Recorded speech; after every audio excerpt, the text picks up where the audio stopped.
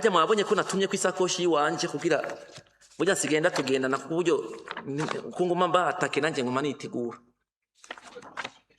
Iyi ni contrat ya fomi tuba twasinye tukavuga ati dukeneye amakandida ngana kunuko. Iyi nafise avenant contrat ije muri Decembre 2025 ivuga yuko kuri saison B ya 2025 na saison C ya 2025 les quantités réelles on a dépassé de 7,5% des quantités contractuelles.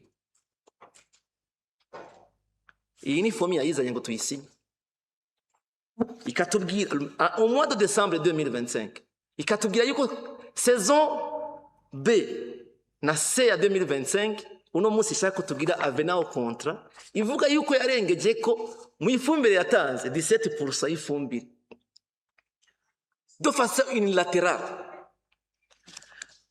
Ni mumfashe ikakivuga neza yuko amahera ikeneye uno munsi yuko ihabwa angana na 50 miliyari 783 349 898 tuyiha ku mafaranga twamaze kuriha yarengeje ko ku makandite contractuelle. Ikakitubwira ati mwebwe leta rero muri aya mafaranga muri ya 50 miliyari abanyagihugu bace bari ha 24 miliyari yindi yongerekanye ko kuri saison B na C y'umwaka waheze.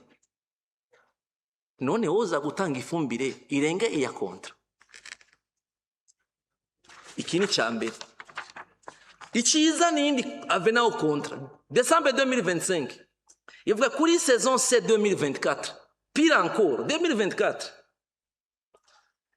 no kuri saison A 2025 narengeje ko 3,9% des quantités contractuelles na 3,8% des quantités. Ivyo rero bica bisaba yuko turiha leta y'u Burundi cimuha imiliyaridi 6 ni miliyoni majana 839 yiyongerako.